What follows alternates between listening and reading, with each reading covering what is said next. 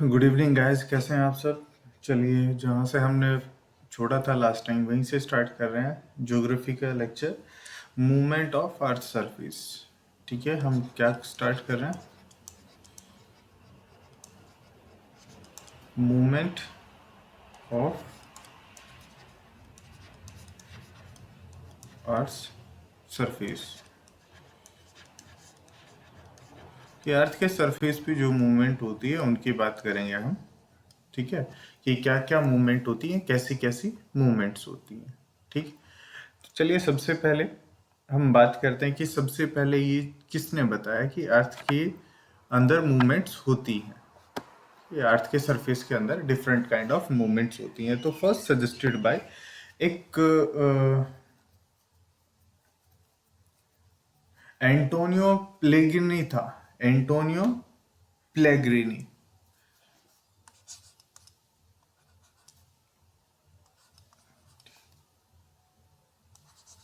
Antonio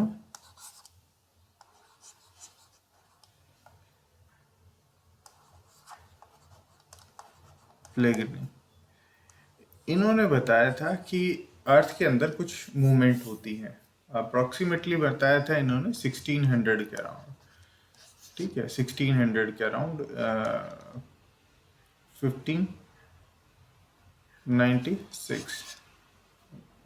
तो around 1596 और 600 के अराउंड इन्होंने बताया था कि अर्थ के अंदर, सरफेस के अंदर मूवमेंट्स होती हैं। ठीक है, तो चलिए आगे चलते हैं कि इसके बाद जो आया 1912 में, 1912 में, आपको पता होगा 1912 में एक बहुत ही फेमस साइंटिस्ट हुए अल्फ्रेड वेगनर। उन्होंने अपनी थ्योरी दी थी कॉन्टिनेंटल मोमेंट या कॉन्टिनेंटल ड्रिफ्ट थ्योरी, है ना। किसने दी थी? Alfred Wegener.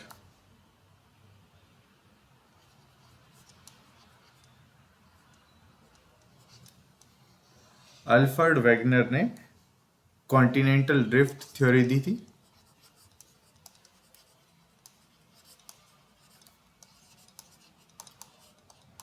Continental drift theory दी थी अल्फ्रेड वेगनर ने। ठीक है, अब बात करते हैं इस कॉन्टिनेंटल ड्रिफ्ट थ्योरी में था क्या क्या उन्होंने प्रपोज किया।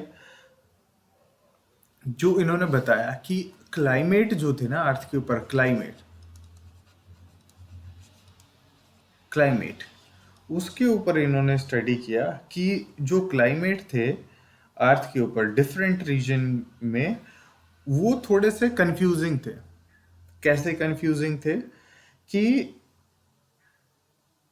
मान लो इन्होंने क्या क्या ऑब्जर्व किया था, मैं वो बताता हूँ आपको। कि ये मान लो अर्थ है, ठीक है।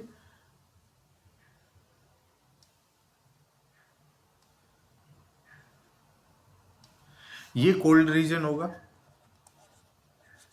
ये कोल्ड रीजन होगा,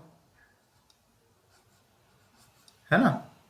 अब मान लो यहाँ कोई रीजन होगा, यहाँ कोई रीजन था, यहाँ पे, तो ये कोल्ड रीजन हो गया उसका और ये हॉट वाला रीजन हो गया,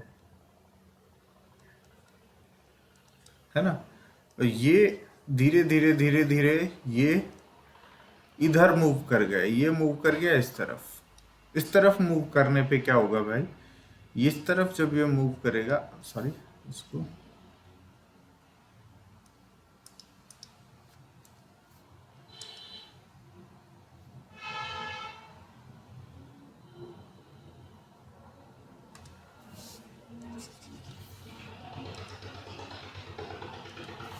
इस तरफ ये मूव करेगा तो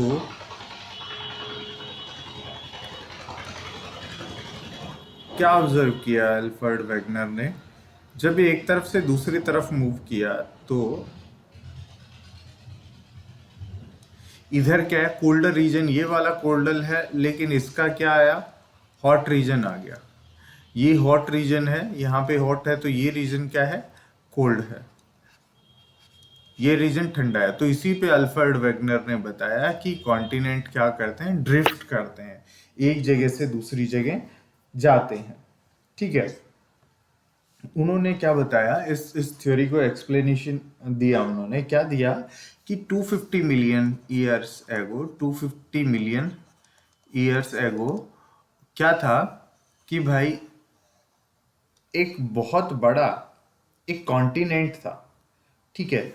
और सारा कॉन्टिनेंट अर्थ के ऊपर, सारा कॉन्टिनेंट क्या था, ये एक ऐसा था, ठीक है। मान लो ये अर्थ है, इसके ऊपर ये सारा क्या था, जॉइंट था, टुगेदर था, बिल्कुल। कॉन्टिनेंट का मास एक साथ था, ये मान लो पानी है बाहर की तरफ और ये कॉन्टिनेंट का मास है। तो इस कॉन्टिनेंट के मास को क्या बोला था, पेंजिया।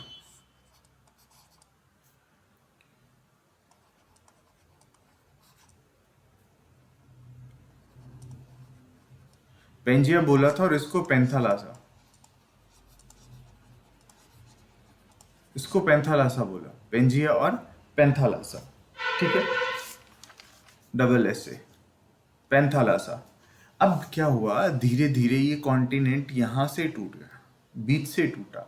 बीच से टूटने के बाद इसमें क्या हुआ, बीच से टूटने के बाद ये दो पार्ट्स में बट गया, दो पार्ट में बट गया। एक पार्ट, एक पार्ट ऊपर की तरफ तो, और एक थोड़ा सा ऐसे नीचे की तरफ था, ठीक है। इसको बोला Laurasia,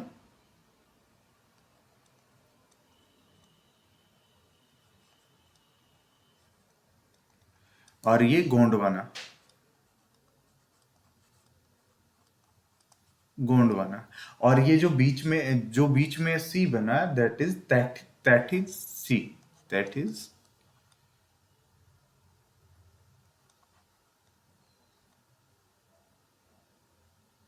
H T E T H Y S, that is sea, that is sea बना। एक बना लोरेशिया, दूसरा गोंडवाना, ठीक है। ये जो है, ये जो क्या बनेगा, north America, north America plus Eurasia, है ना। और इसका नाम कहाँ से पड़ा, ये तो क्या बना था, एक तो लोरेशिया और दूसरा गोंडवाना। तो लोरेशिया नाम कहाँ से पड़ा था, लॉरेंस प्लेटू है यहाँ पे, एक नाम, एक लॉरेंस प्लेटू है यहाँ पे, उसी से इसका नाम पड़ा था।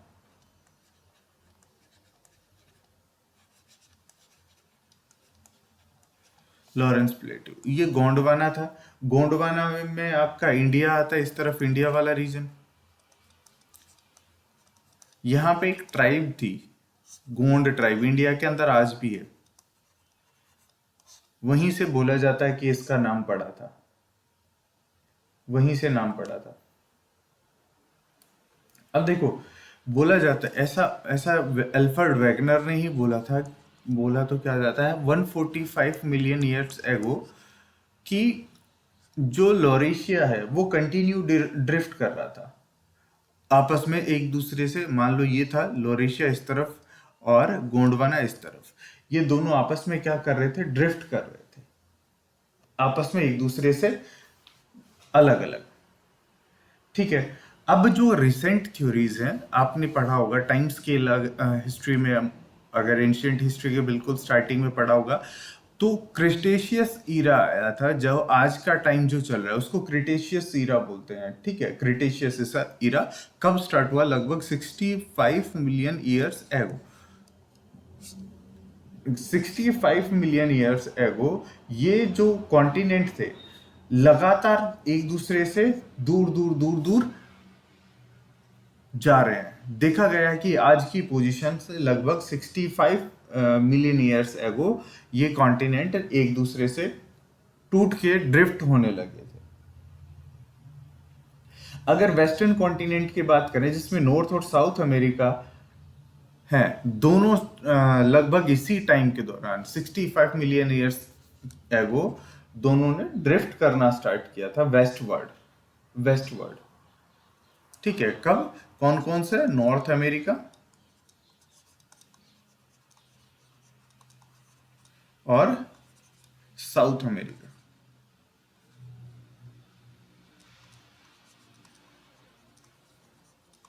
नॉर्थ अमेरिका और साउथ अमेरिका।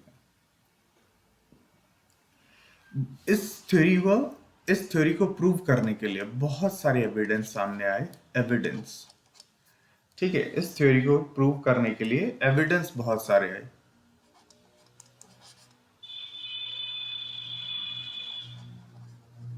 तो एविडेंसेस की बात कर लेते हैं हम, कौन कौन से एविडेंस आए। ठीक है, कि एविडेंस कौन कौन से आए उसकी बात कर लेते हैं।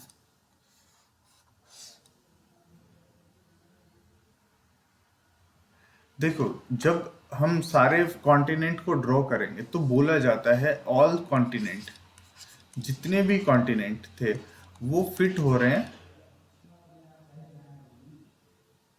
हैं टुगेदर,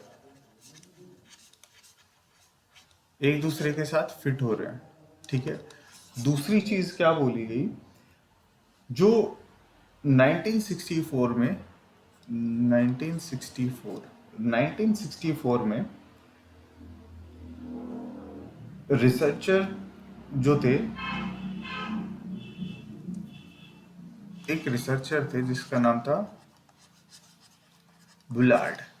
बुलार्ड रिसर्चर ने मतलब ये स्टेटमेंट दी थी कि अगर आप ओशन के अंदर डीप ओशन में जाओगे, वहां पे जाके अगर मैप ड्रॉ करोगे, लगभग कितना, 1000 फैदम, 1000 फैदम,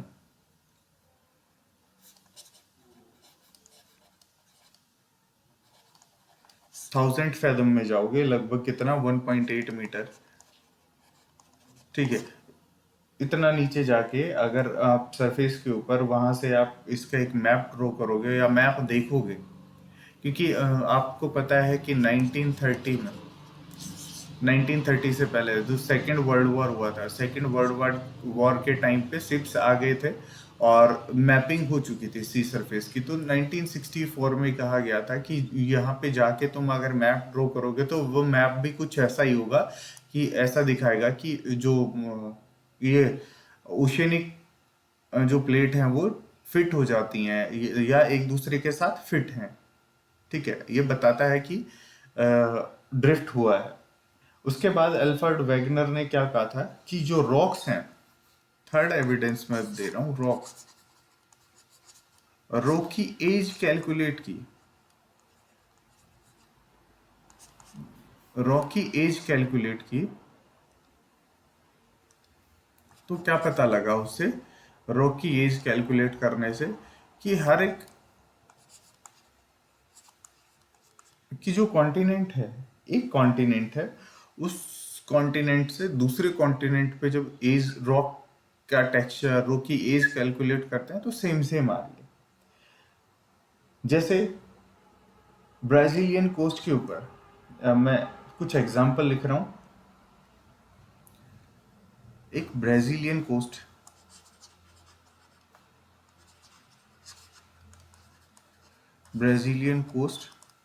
ठीक है, और and western African coast,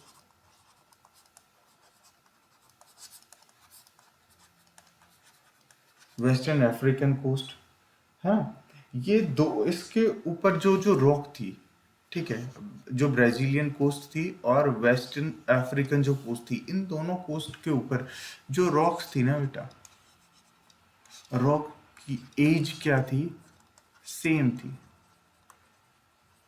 rock की एज सेम थी। ऐसा कैसे हो सकता है ना, कि सेम टाइम पे बनी, और ये एज लगभग कितनी पुरानी थी, 2000 मिलियन ईयर्स एगो, लगभग 2000 साल पुरानी, सॉरी 2000 मिलियन साल पुरानी थी। तो ऐसा कैसे हो सकता है।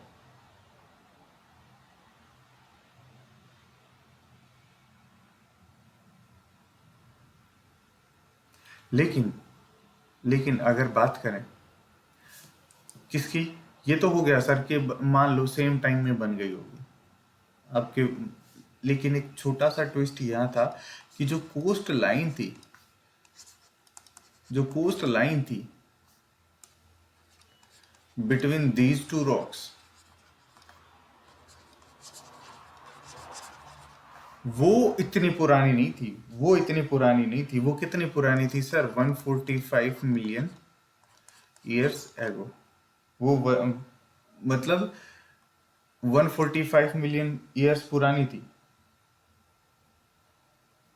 तो इसी पे अल्फ्रेड वेगनर कहता है कि भाई पहले रॉक जुड़ी हुई थी, बाद में कोस्टल लाइन डेवलप हुई, और ये दोनों रॉक क्या हो गई? अलग अलग हो गई। उसके बाद फोर्थ पॉइंट पे प्लेसर डिपॉजिट की बात करता है।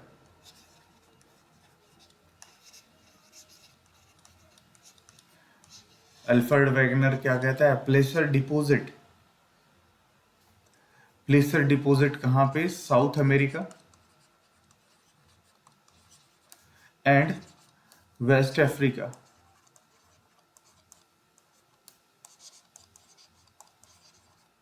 वेस्ट अफ्रीका कि साउथ अमेरिका के अंदर और वेस्ट अफ्रीका के अंदर प्लेसर डिपॉजिट मिलते हैं। अगर पर्टिकुलरली मैं बात करूं, जो घाना कोस्ट है, आपने सुना होगा घाना कोस्ट अफ्रीका के अंदर। उसको जी, आज क्या हो रहा है? सही नहीं बन रहा कुछ।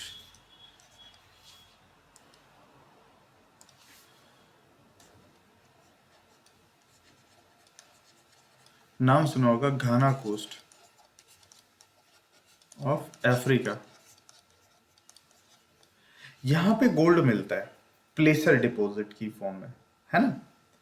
प्लेसर डिपॉजिट क्या होते हैं, मैं समझा देता हूँ एक बार प्लेसर डिपॉजिट आपको, कि प्लेसर डिपॉजिट होते क्या है।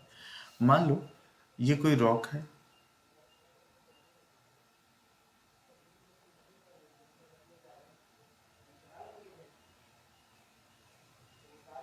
ना।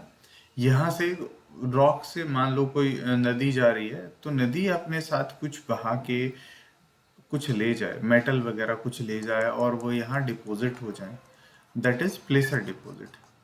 उसे प्लेसर डिपॉजिट कहते हैं। ठीक है।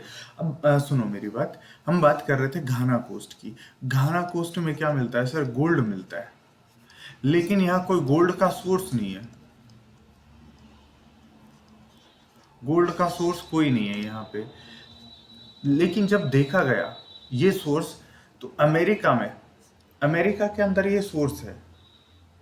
जो आपका ब्राजीलियन कोस्ट है, उसके अंदर गोल्ड माइन है। जो ब्राजीलियन कोस्ट था आपका, ब्राजीलियन कोस्ट, इसके ऊपर क्या है? गोल्ड माइन है।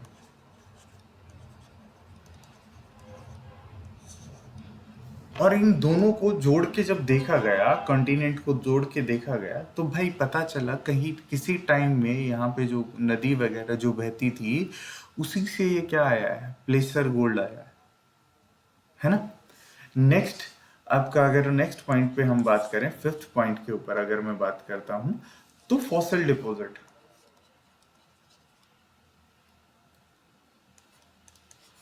Fossil deposit,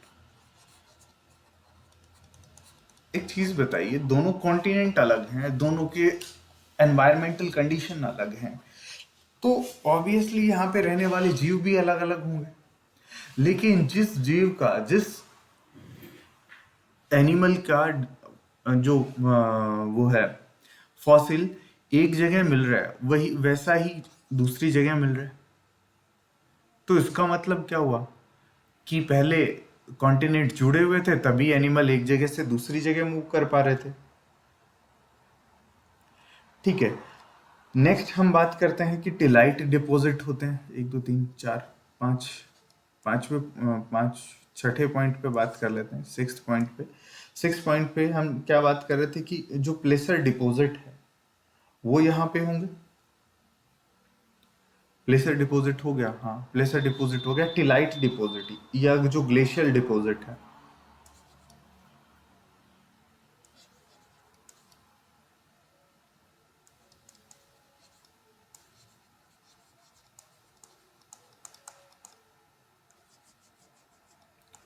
glacial deposit, tillite deposit, कि अल्फ्रेड वैगनर ने क्या देखा था कि बहुत सारे रीजन में बर्फ नहीं है।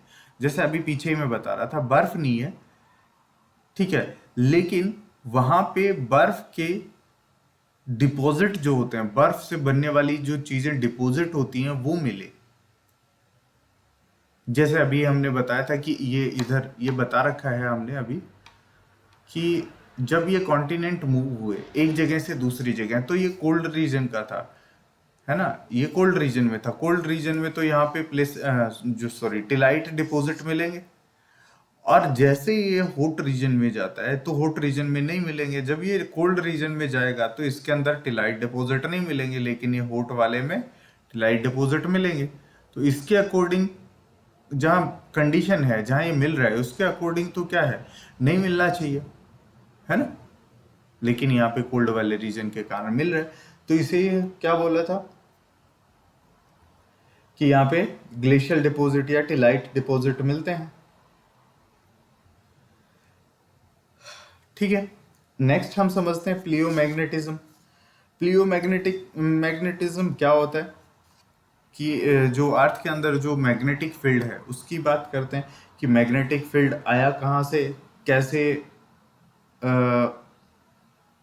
कि ये प्रोड्यूस होता है, और हेल्प भी करता है हमारी कि अर्थ के बहुत सारे फिनोमेना को समझने में हेल्प करता है। ठीक है, तो कुछ फोर्सेस हैं जो रिस्पॉन्सिबल होते हैं इसके लिए, मैग्नेटिज्म के लिए, मतलब जो अर्थ की मैग्नेटिज्म है, मैं डिस्कस ही कर लेता हूँ उन चीज़ों को। कि अर्थ है, मान लो ये आपकी अर्थ है, ठीक है, अर्थ के अंदर इधर आपका नॉर्थ पोल हो गया और इधर साउथ पोल हो गया। आप सबको पता है कि अंदर से ये लिक्विड है, जो कोर है अंदर अर्थ का वो कैसा है, लिक्विड है, लिक्विड कोर है।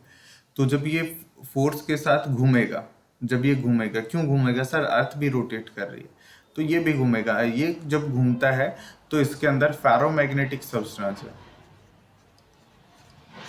फेरो, FERROW, फेरोमैग्नेटिक सब्सटेंस है, जिसके कारण क्या होता है, अर्थ एक मैग्नेट की तरह बिहेव करती है। तो अर्थ का नॉर्थ पोल और ये साउथ पोल अर्थ का है। मैग्नेटिक नॉर्थ और मैग्नेटिक साउथ क्या होते हैं, इससे 4 डिग्री, इससे लगभग 4 डिग्री अवे, 1 मिनट,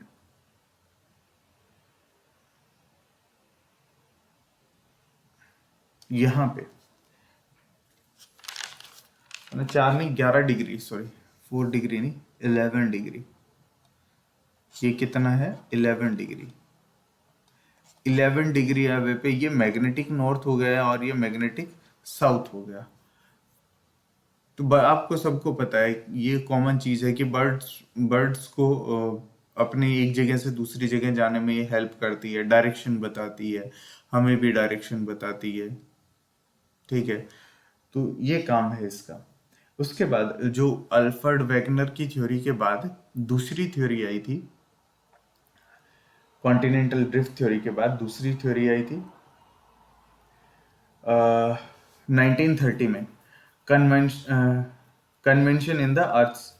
ठीक है, कन्वेंशन करंट थ्योरी जिसको हम बोलते हैं, कब आई थी, अल्फ्रेड वेगनर वाली 1912 में आई थी।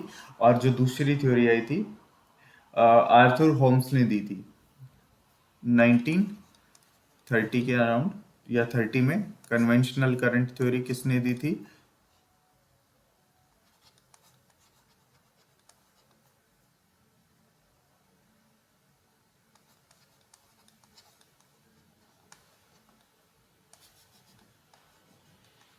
आर्थर होम्स ने दी थी। ठीक है, 1930 में।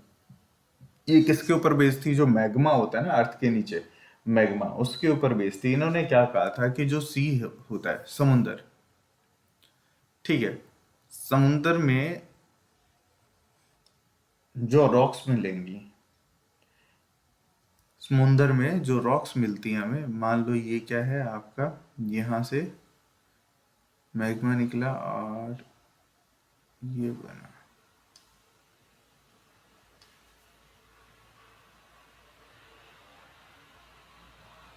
मान लो यहाँ से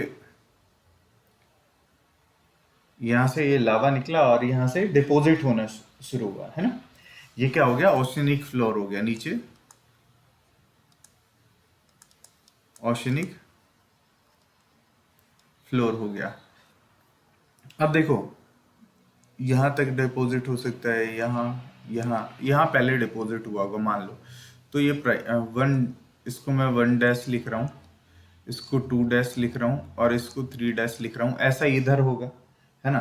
तो इधर होगा ये 1, ये 2 हो गया और ये 3 हो गया, दोनों साइड डिपॉजिट होगा। जो मान लो ये जो ओशियन फ्लोर है ना, ओशन फ्लोर में अगर हम बात कर रहे हैं कि यहाँ पे जो डिपॉजिट हुआ, यहाँ पे जो डिपॉजिट हुआ और यहाँ पे जो डिपॉजिट हुआ, 3 डैश पे, 1 डैश पे या 1 पे या 2 पे या 3 पे, सबकी एज सेम होनी चाहिए, सबकी एज सेम होनी चाहिए। लेकिन यहाँ पे एज सेम नहीं है। जो 1 है दोनों साइड, 1 डैश और 1, 1 डैश और 1 दोनों की एज सेम है। इधर 2 की और 2 डैश की सेम है, 3 और 3 डैश की सेम है। मतलब यहाँ पे एक बार लावा निकला, पहले निकला तो वो यहाँ चला गया। अब धीरे धीरे क्या हो रहा है, दूर जा रहे हैं, जैसे जैसे दूर जाएंगे लावा।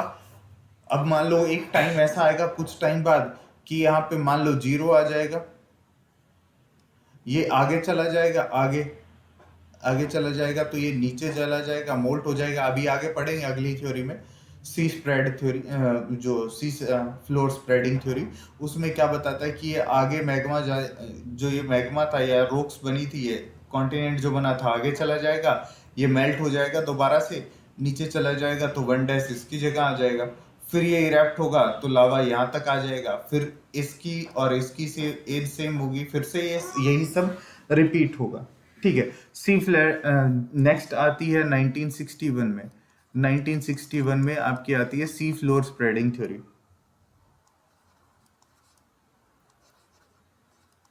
Sea floor spreading, sorry,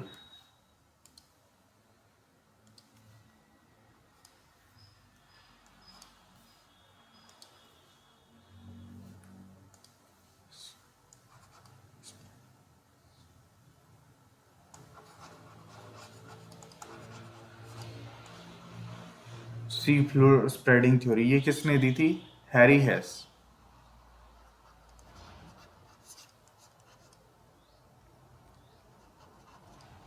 Harry हेस ने सी फ्लोर स्प्रेडिंग थ्योरी दी थी। उसने क्या बताया था कि सी जो है वो लगातार जो सी फ्लोर है वो लगातार क्या हो रहा है, स्प्रेड हो रहा है। कैसे हो रहा है वो देख लेते हैं कि ये मान लो ये ओशियनिक फ्लोर है,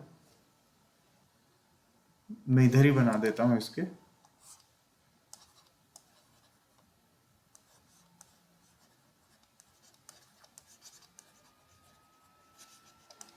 sea floor spreading. Sea floor spreading कैसे हो रहा है वो देख लो एक बार। ठीक है, कि मान लो ये हमारा क्या है, कॉन्टिनेंट,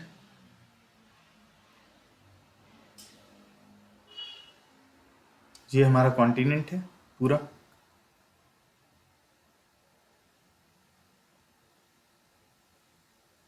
ये ओशन आ गया और इधर से ये बना देते हैं, ये हमारा कॉन्टिनेंट है। ठीक है, ये दोनों साइड से कॉन्टिनेंट हो गया, नीचे हमारा ओशनिक सरफेस हो गया मान लो।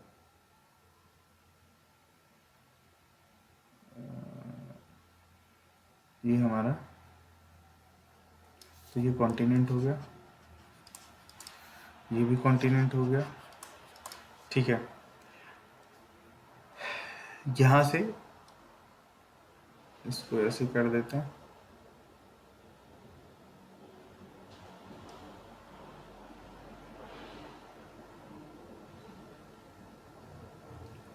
इसको क्या बोलते हैं, mid oceanic ridges, mid oceanic ridge, है ना। ये क्या है, अगर ये आगे जाके, एक सेकेंड, आगे जाके मान लो इधर, इसको मैं ऐसे कर देता हूँ, दोनों साइड से करना पड़ेगा।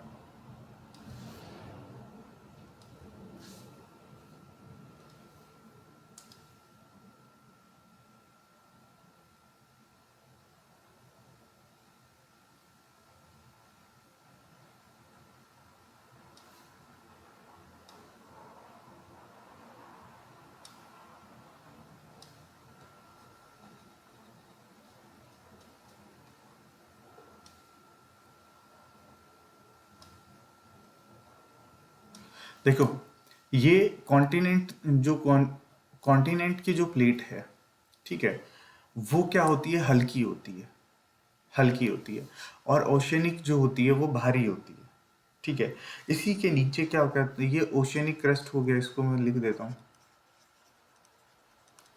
कॉन्टिनेंट क्रस्ट, और ये ओशनिक क्रस्ट है ना। और इसके नीचे क्या है बेटा, मैग्मा है, मैग्मा। अब देखो क्या हो रहा है कि ये इधर इधर और इधर दोनों साइड क्या हो रही है, नीचे जा रही है, सबड्यू कर रही है, सबडक्ट कर रही है। जहां सबडक्ट करेगी तो यहाँ पे टेम्परेचर क्या होगा, बढ़ेगा। टेम्परेचर बढ़ेगा तो ये मेल्ट हो जाएगी, इधर से भी मेल्ट हो जाएगी। अब ये मेल्ट हो जाएगी तो इधर जाएगा ये लावा, और कुछ इधर जाएगा, इधर जाएगा, कुछ इधर से भी इधर आएगा, ऐसे मूव करता हुआ, ठीक है, इस डायरेक्शन में। और ये वापस इधर, और इधर से ये वापस इधर। मान लो आप सबसे ज्यादा फोर्स कहाँ लग रहा है, इस एरिया में लग रहा है ना, तो यहां से ये ऊपर जाएगा ये लावा, और इरप्ट होगा, यहां से ये इरप्ट होगा। और ये लगातार क्या बनेगा, नया सरफेस बनता रहेगा इधर दोनों साइड, क्योंकि ये ऊपर की तरफ नया जा रहा है तो ये इधर जाके मेल्ट होता रहेगा, और यहाँ से ऊपर की तरफ ये निकलेगा, तो इधर दोनों साइड से नया नया बनता रहेगा, और ये चलता रहेगा, चलता रहेगा, ठीक है। ऐसे क्या है कि जब इसकी इसकी और इसकी एज निकाली, तो भाई ओशनिक ओशनिक जो क्रस्ट है और जो कॉन्टिनेंट क्रस्ट है वो साथ में ही पैदा हुए होंगे, है ना। तो ऐसा देखा गया कि ओशनिक क्रस्ट नया है, वो नया है, और कॉन्टिनेंट जो क्रस्ट है वो बहुत पुराना है, उसकी एज बहुत पुरानी है। तो इससे पता लगाया गया कि जो सी फ्लोर है वो लगातार क्या हो रहा है, बन रहा है और बिगड़ रहा है, बन रहा है और टूट रहा है, ठीक है। लगभग अगर मैं बात करूं, जो ओशनिक फ्लोर है, ठीक है, oceanic floor 4,000 million year ago बनना चाहिए, लेकिन जब ओशन के अंदर जो रॉक्स हमें मिलती हैं, ठीक है, उससे पता लगाया जाता है कि भाई ये लगभग 200 million years, 200 billion years ago ये लगभग बना है, ठीक है। नेक्स्ट थ्योरी आपकी आती है, कौन सी थ्योरी होगी, सबसे पहले आपकी अल्फ्रेड वेगनर की थ्योरी होगी। उसके बाद ये आपकी सेकंड थ्योरी आर्थर होम्स, यानी कि वो मोल्टन मैग्मा वाली। और उसके बाद sea floor spreading. Third Harry हेस की। और थर्ड फोर्थ आपकी आती है जो आपकी है प्लेट टेक्टोनिक थ्योरी। ईयर लिख देता हूँ मैं इसका, प्लेट टेक्टोनिक थ्योरी, ईयर है इसका 61, 1967, 1967 में प्लेट टेक्टोनिक थ्योरी आई थी।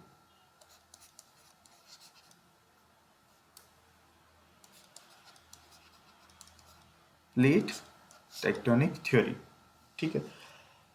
तो इसने क्या बताया कि जो लिथोस्फियर, क्रस्ट और सरफेस, ये सब किससे मिलके बने हैं, मतलब जो आपका लिथोस्फियर है, लिथोस्फियर है अर्थ, अर्थ के ऊपर आपका सबसे पहली लेयर प्रेजेंट है ली, ठीक है। उसके अंदर आपका कोर हो गया, कोर के बाहर ये क्या है, मैग्मा,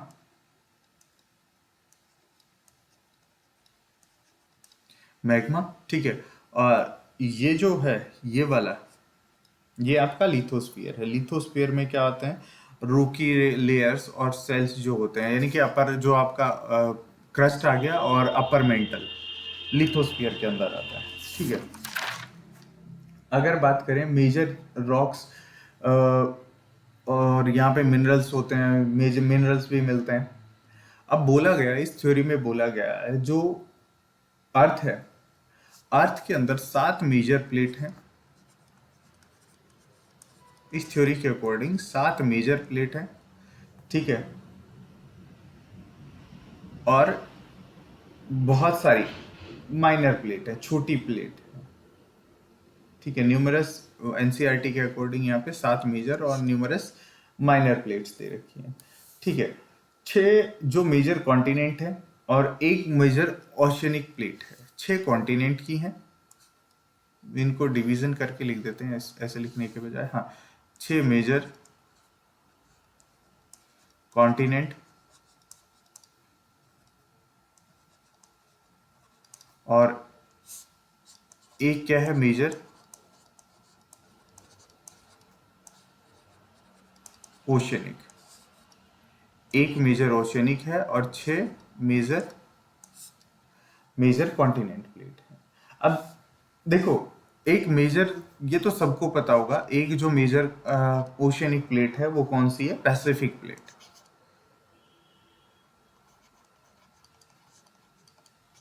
पैसिफिक प्लेट। 6 मेजर अगर मैं बात करूं, 6 मेजर जो कॉन्टिनेंट की प्लेट है वो कौन कौन सी हैं, बात कर लेते हैं। North America,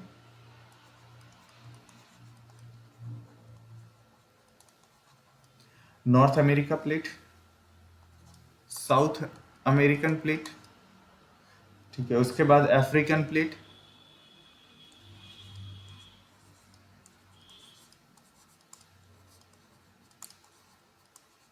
African plate, Eurasian plate,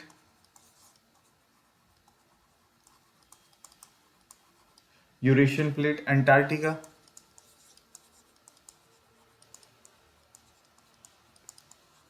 Antarctica, और अंटार्कटिका के बाद 6 जो बच गई आपकी Indo Australian plate, Indo Australian plate. ये क्या हो गई आपकी? 6 मेजर कॉन्टिनेंट प्लेट हो गई और एक मेजर ओशियनिक प्लेट हो गई, ठीक है।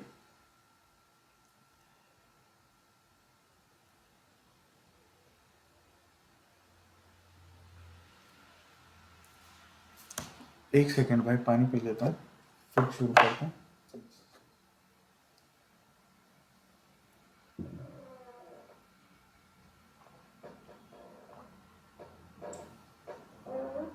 इसके अलावा कुछ माइनर प्लेट है, कुछ माइनर प्लेट हैं जिनमें से सबसे छोटी आपकी ज्वांडे फूगा है। ज्वांडे फूगा, ज्वांडे फूगा सबसे छोटी प्लेट है, ठीक है, अमेरिका के पास मिलेगी, आप देखोगे ज्वांडे फूगा सबसे छोटी प्लेट है। अब बात कर लेते हैं कि जो ये कॉन्टिनेंट है इनके मूवमेंट में कुछ, इनके मूवमेंट से कुछ क्या होती हैं, नई लैंडफॉर्म्स बनती हैं, उनके बारे में, कि जो इनके अंदर कन्वेंशन होता है, कन्वेंशन रिलेटेड जो मूवमेंट होती है उनके उनके कारण या किस किस तरीके की मूवमेंट हो सकती है वो देख लेते हैं। तो मूवमेंट जो है वो राइजिंग हो सकती है, या तो कॉन्टिनेंट ऊपर जाएगा या सिंक करेगा, या तो सिंक करेगा या ऊपर जाएगा, या फिर पैरेलल हो सकता है,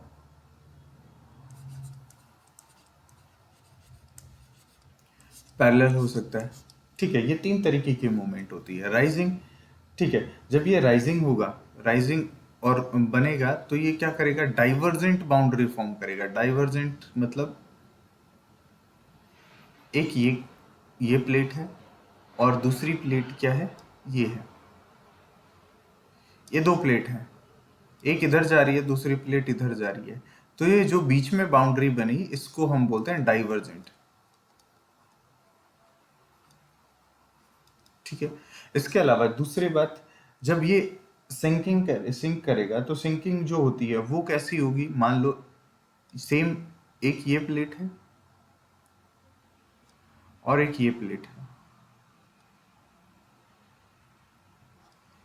ये एक दूसरे की तरफ आएंगी। जो तरफ आती हैं, जब ये तरफ आती हैं एक दूसरे के साइड में आती हैं तो इसको बोलते हैं कन्वर्जेंट, कन्वर्जेंट बाउंड्रीज, ठीक है। जब ये क्या करेंगी? पैरेलल होंगी, तो ऐसे जा सकती हैं, ये एक ऊपर की तरफ चली जाए,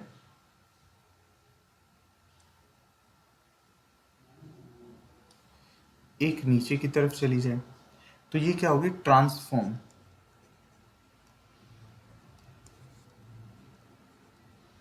ट्रांसफॉर्म बाउंड्रीज, ठीक है। अब देखो, ये बाउंड्रीज बन गई, लेकिन एक चीज और भी तो हो सकती है इनके अंदर, क्या? कि किस किस तरीके से ये एक दूसरे के साथ डाइवर्जेंट, कन्वर्जेंट या ट्रांसफॉर्म बाउंड्री बना सकती है ना? कि अरेंजमेंट, टाइप ऑफ, कि अरेंजमेंट किस तरीके का हो सकता है? हो सकता है कि एक क्या हो, ओशनिक प्लेट हो, और दूसरी भी क्या हो, ओशनिक हो सकता है एक कॉन्टिनेंट हो, दूसरी भी क्या हो, कॉन्टिनेंट प्लेट हो। ये भी हो सकता है कि एक ओशनिक हो और दूसरी कॉन्टिनेंट हो, या एक कॉन्टिनेंट और दूसरी ओशनिक प्लेट हो, है ना? हाँ या नहीं? बिल्कुल हो सकता है ना। तो देखिए, जब कॉन्टिनेंट कॉन्टिनेंट वाले, जब क्या करते हैं, जब कॉन्टिनेंट कॉन्टिनेंट प्लेट आपस में टकराती हैं या फिर एक दूसरे से दूर जाती हैं या ट्रांसफॉर्म बाउंड्री बनाती हैं, मतलब डाइवर्जेंट, कन्वर्जेंट, ट्रांसफॉर्म, ये तीनों ही देखें कि कैसे बनते हैं। ठीक है, बात करते हैं कि मान लो इसको मैं यहाँ ड्रॉ कर रहा हूँ, इधर ही, कि कॉन्टिनेंट कॉन्टिनेंट कॉन्टिनेंट की बात करते हैं। मान लो ये हमारे कॉन्टिनेंट है,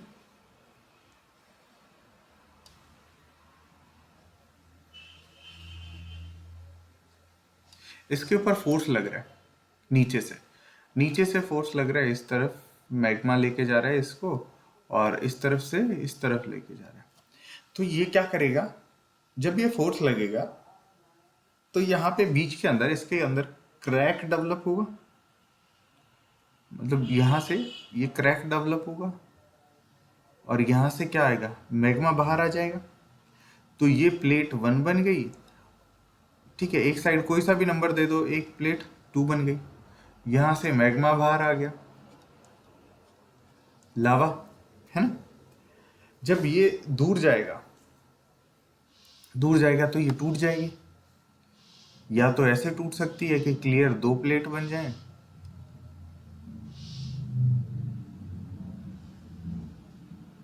ये एक हो गई, ये दूसरी हो गई, ऐसे टूट सकती हैं। इसको जो क्रैक डेवलप होगा उसे हम क्या कहते हैं, यहाँ पे जो क्रैक डेवलप होगा उसको हम क्या बोलते हैं, फॉल्ट। जो क्रैक डेवलप होगा दैट इज फॉल्ट, है ना? उसके बाद अगर मैं बात करूं, ये भी हो सकता है ना कि मान लो ये टूटे ऐसे कि यहां से बीच में कुछ टुकड़े बन जाएं, ये ऐसे कुछ टुकड़े बन जाएं, टुकड़ों की फॉर्म में टूट जाए, जहां ज्यादा फोर्स लगा वहां टुकड़ों की फॉर्म में टूट जाए, है ना? तो ये क्या हो गया, ब्लॉक्स बन गए,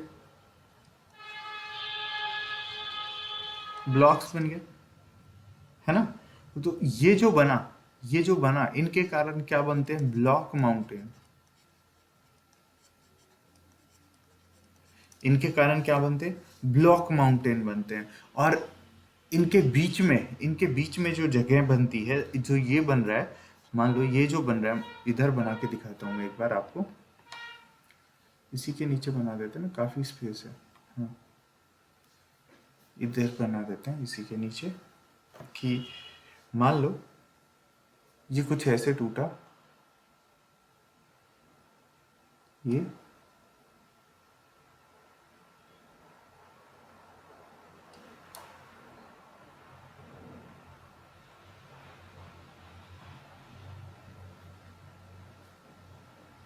ये तो ये जो है ना, ये ब्लॉक है।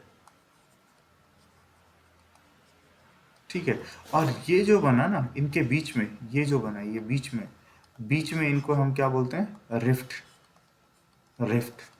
क्या बोलते हैं, रिफ्ट, है ना? जैसे फॉर एग्जाम्पल देख लेते हैं, विंध्या सतपुड़ा, है ना?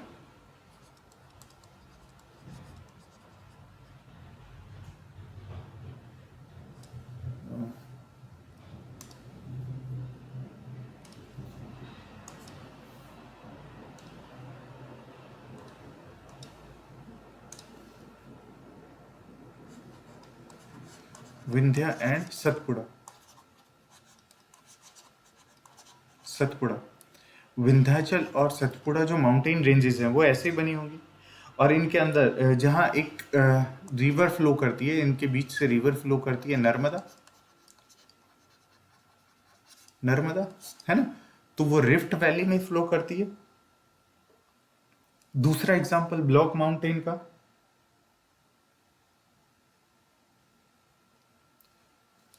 आपने सुना होगा, ये तो एक हो गया।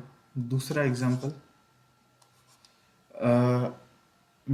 ब्लैक फॉरेस्ट सुना होगा, जो यूरोप के अंदर है ना, ब्लैक फॉरेस्ट सुना है, रिवर का नाम। इसके अंदर यहाँ पे माउंटेन का नाम क्या था, एक सेकंड भाई रुकना। जुराल माउंटेन, जुराल नहीं, कुछ ऐसा ही था, जुराल शायद, जूरा, हाँ जूरा माउंटेन, जुराल नहीं, जूरा माउंटेन, जूरा माउंटेन था। ठीक है, जूरा माउंटेन जो जुरासिक जुरासिक एज में बने थे, इनके बीच से जो रिवर बहती है वो है Vosges and Black Forest.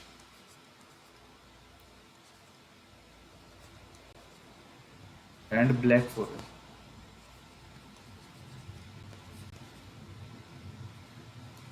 And Black Forest, है ना। इसके अलावा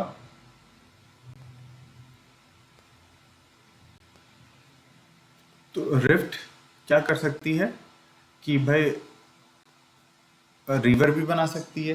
जैसे लेक की अगर बात करें तो रिफ्ट रिवर होती है, रिफ्ट वैली से लेक भी बनती है और रिवर भी बनती है। अगर लेक की बात करें, रिफ्ट लेक की बात कर लेते हैं, बहुत सारी लेक आपने सुना होगा। टुरकाना लेक, टुरकाना लेक, विक्टोरिया लेक सुना है, नायसा,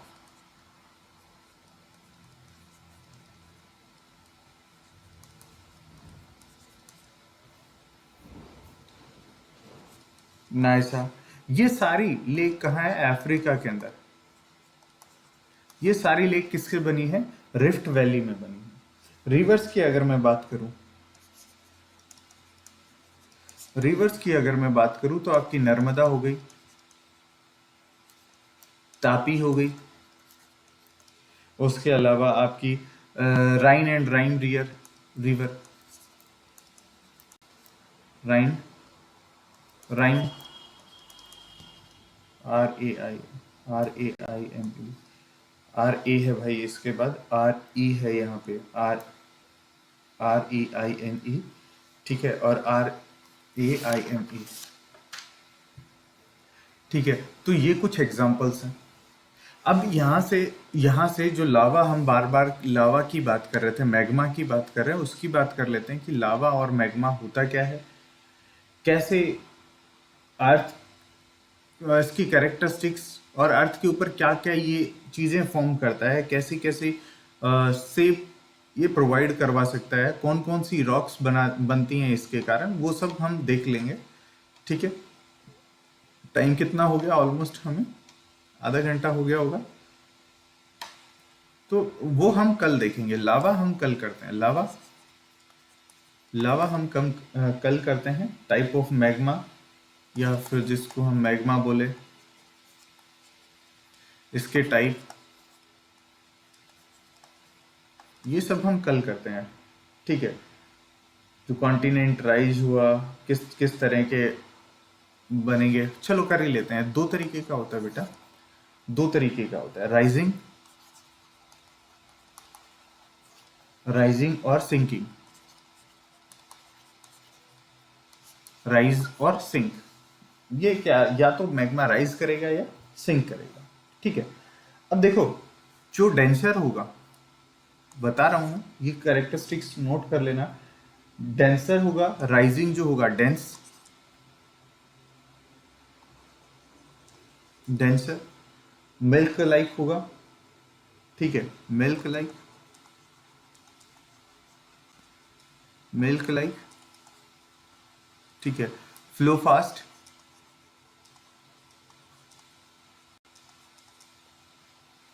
फ्लो फास्ट।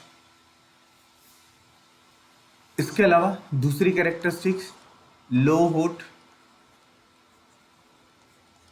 रिमेन लो होट या टेंस टू रिमेन लो होट। उसके बाद थर्ड, फास्ट फ्लो करेगा तो ये क्या होगा, अ, हम बोल सकते हैं कि मोर फ्लो होगा इसका, हॉरिजेंटली स्प्रेड ज्यादा होगा,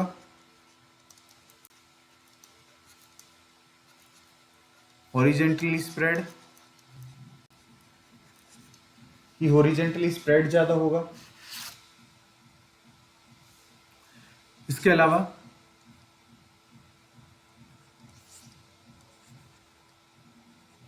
don't solidified fast,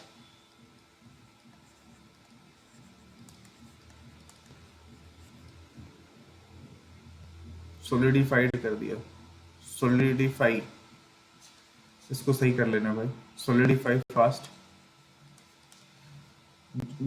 slowly slowly होता है, ठीक है। उसके अलावा इसके अंदर आयरन और मैग्नीशियम ये ज़्यादा होते हैं, ठीक है। डार्क कलर का होता है, आयरन होगा तो ऑब्वियसली डार्क कलर होगा, सिक्स्थ में यही लिख देता हूँ, डार्क इन कलर,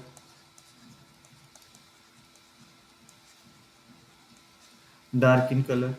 अब दूसरे की बात करें, सिंकिंग जो होता है, ठीक है, सिंकिंग अगर बात करें ये लाइटर होता है, वो डेंस था तो ये लाइटर होगा, ठीक है। क्रीम लाइक होता है, क्रीम, क्रीम लाइक, गाढ़ा थोड़ा सा, मतलब क्रीम जैसा दिखता है वो, ये हमें मिल्क जैसा दिखता है। अब ये क्रीम लाइक होगा तो फ्लो स्लो, स्लो फ्लो करेगा, ठीक है। अब इसमें कोई चीज डालोगे या ये गाढ़ा होगा तो ये क्या करेगा, राइज करेगा, टेंस टू राइज, ऊपर आने की कोशिश करेगा, है ना। और कूलर होगा, और इसके अलावा लेस फ्लो करेगा,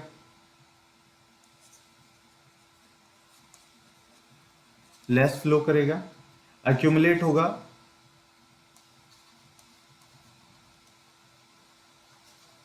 एक्यूमुलेट, और राइज अपवर्ड, मतलब भाई धीरे धीरे फ्लो करेगा। तो मान लो जैसे ये है, ये कोई सरफेस है, यहाँ से लावा निकल रहा है तो ये धीरे धीरे फ्लो करेगा तो ये ज़्यादा दूर तक नहीं जाएगा, और ये ऐसे ऊपर की तरफ, गाढ़ा होने के कारण ज़्यादा दूर नहीं जाएगा और ऊपर की तरफ ऐसे बनता रहेगा ये, ऐसे।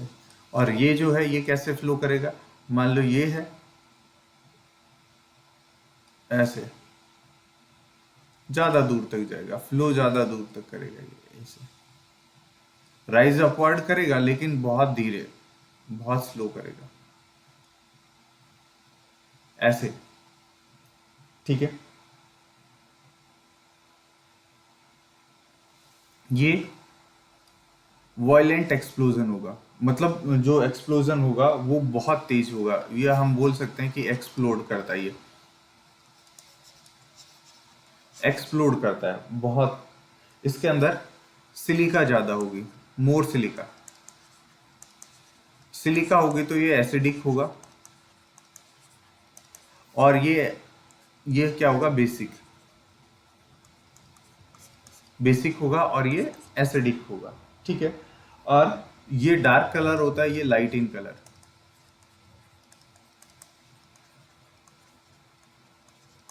ठीक है। ये लावा हमने खत्म कर दिया, ठीक है। अब दूसरी बात करते हैं हम, जो अभी तो क्या थी, हम कौन सी पढ़ रहे थे, किस तरीके का कॉन्टिनेंट में कौन सी पढ़ रहे थे, राइजिंग पढ़ रहे थे, है ना। अब पढ़ते हैं सिंकिंग, ये राइजिंग थी, डाइवर्जेंट बाउंड्री, उसके बाद अभी सिंकिंग। कॉन्टिनेंट कॉन्टिनेंट में या ओशन ओशन में सिंकिंग पढ़ेंगे, ठीक है। जनरली ओशन ओशन में ही सिंकिंग होती है।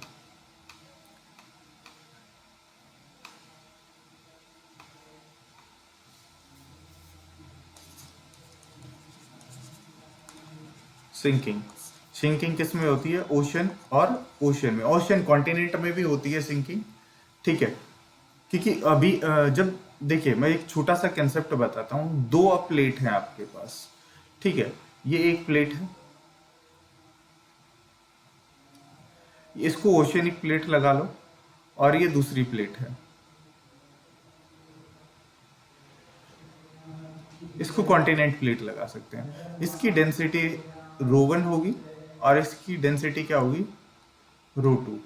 जब ये दोनों आपस में टकराएंगी तो ये हल्की है, इसकी डेंसिटी कम है, और ये इसकी डेंसिटी ज़्यादा है, हाई डेंसिटी है इसकी, और ये डेंसिटी लो है।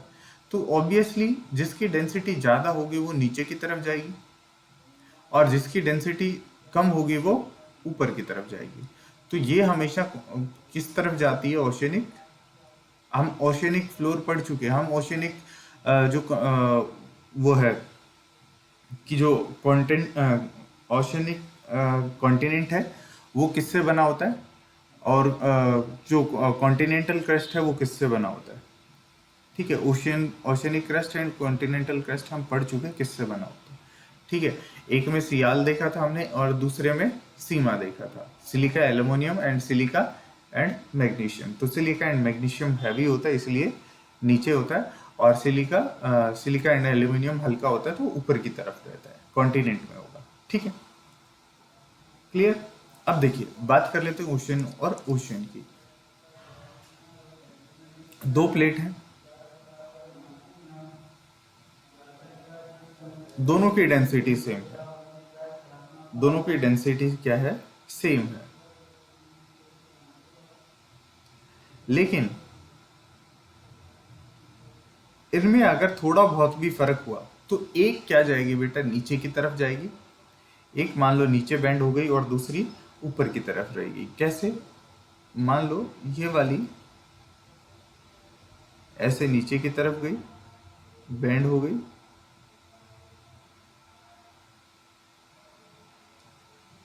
और ये ऊपर रह गई।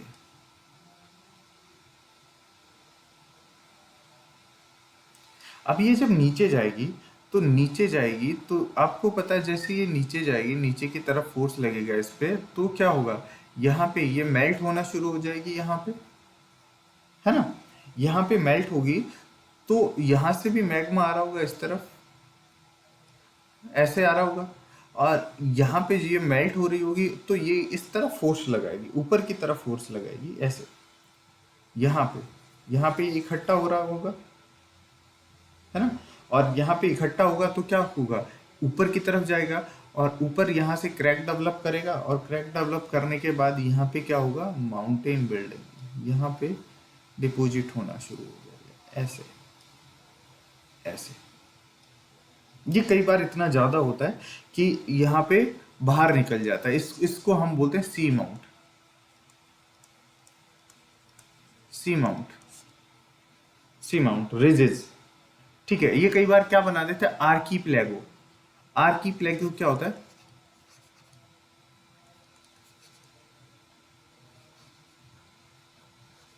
Group of island. आर्कीप्लेगो क्या होता है? Group of island. ऐसे हमें कहाँ देखने को मिलेगा? आपका एग्जांपल मैं बताता हूँ इसका, ओशनिक ओशनिक सिंकिंग का। आपने एलुशियन ट्रेंच सुना होगा, एलुशियन ट्रेंच।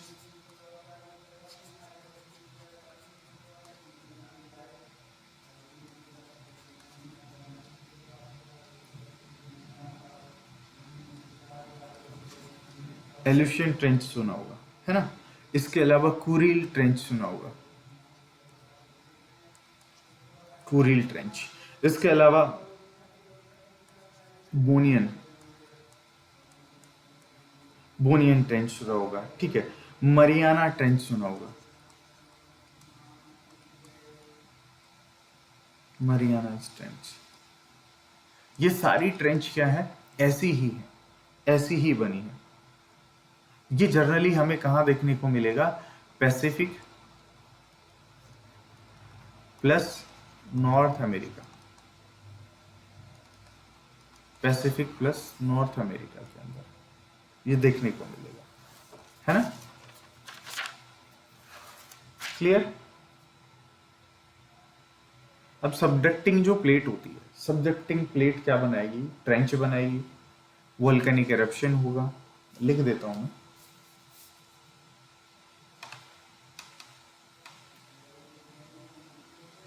यहां पे लिख रहा हूं मैं।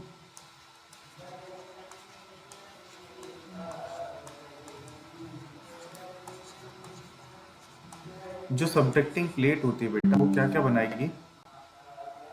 हमारी ट्रेंच बनाएगी, ट्रेंच बनाएगी, या फिर क्या बनाएगी? वॉल्केनिक इरप्शन होगा वहां पे, वॉल्केनिक, सी सी है भाई, ये CANIC, volcanic eruption, volcanic eruption होगा। या फिर क्या हो सकता है? रिज बनाए वहां पे, रिज बनाए, या फिर इसे सी माउंट, ठीक है। या फिर क्या हो सकता है? आइलैंड आर्क या archipelago, chain of islands, chain of island, ठीक है। उसके बाद सबडक्टिंग जो प्लेट है, ये क्या हो जाए? डिस्ट्रॉय हो जाए कंप्लीटली, हो सकता है ऐसा, बिल्कुल हो सकता है, ठीक है। नेक्स्ट हम देखते हैं ocean and continental conversion. Ocean और कॉन्टिनेंट में अभी हमने पढ़ा कि जब ओशियन वाली आती है तो क्या होता है? नीचे जाएगी और कॉन्टिनेंट वाली ऊपर रहेगी।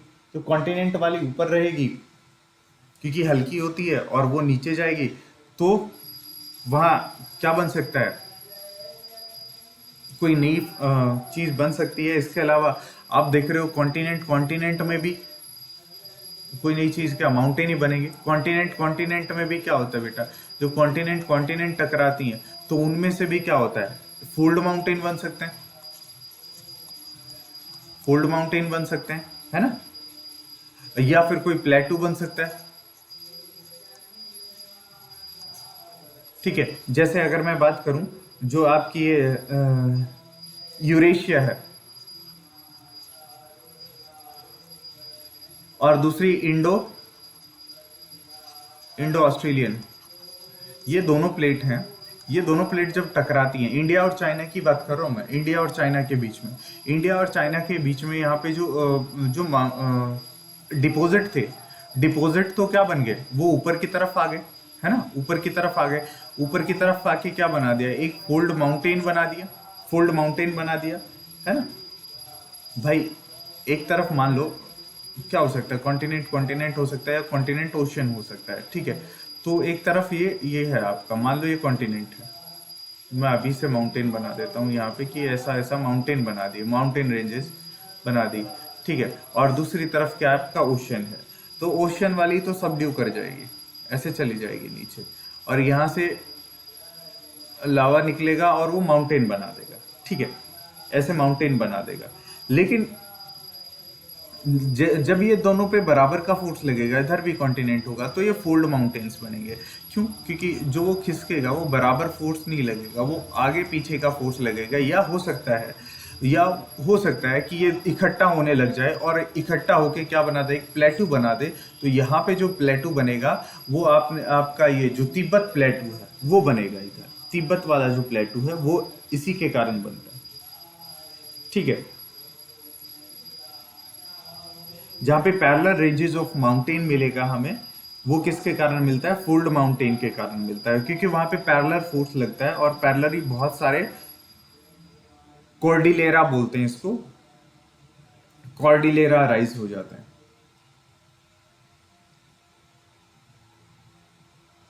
ठीक है। एग्जाम्पल आप देख सकते हो, एक तो मैंने बता दिया, दूसरा साउथ अमेरिकन जो प्लेट और नजाका प्लेट है वो, और अंटार्कटिका प्लेट है वो भी यहाँ पे है। इसके अलावा western coast of North America है, उसके साथ कोकोज, जो ज्वांडीफुगा और कोकोज प्लेट हैं वो टकराती हैं, ठीक है। और जो ये कंप्रेशन है, कंप्रेशन और सबडक्शन है नॉर्थ एंड साउथ अमेरिका के कारण। तो यहाँ पे क्या हो रहा है, इसी के कारण यहाँ पे नॉर्थ और साउथ अमेरिका में आप देखोगे इसके इस तरफ क्या होते हैं, दो बड़े बड़े काफी फेमस वो हैं माउंटेन रेंजेस बनती हैं। आपको पता है एंडीज और रॉकीज माउंटेन, एंडीज और रॉकीज जो बनते हैं वो इसी के कारण बनते हैं, है ना। कन्वर्जेंट बाउंड्री को अब जो बात कर रहे थे, कन्वर्जेंट अभी बात कर रहे थे हम कॉन्टिनेंट कॉन्टिनेंट की। तो ये कॉन्टिनेंट कॉन्टिनेंट के कारण भी क्या होगा, दो कॉन्टिनेंट पास आएंगे तो इनके अंदर जो डिपॉजिट था वो ऊपर आ जाएगा ऐसे। ठीक है, ये जनरली क्या होता है, दो से स्लो मूवमेंट होती है तो 2 सेंटीमीटर से 15 सेंटीमीटर पर ईयर ये आपस में एक दूसरे की तरफ खिसकते हैं, एक कॉन्टिनेंट इधर से एक कॉन्टिनेंट इधर से। तो ये लगातार जो माउंटेन है इसकी हाइट बढ़ती जाती है, इसीलिए यंग माउंटेन बोलते हैं, यंग माउंटेन। क्योंकि आज भी माउंट एवरेस्ट जो है हमारा हिमालय है उसकी हाइट बढ़ती जा रही है। अभी कितनी है, 8848। ठीक है, आने वाले टाइम में कितनी हो जाएगी, ज्यादा हो सकती है। ठीक है, आज के लिए इतना ही।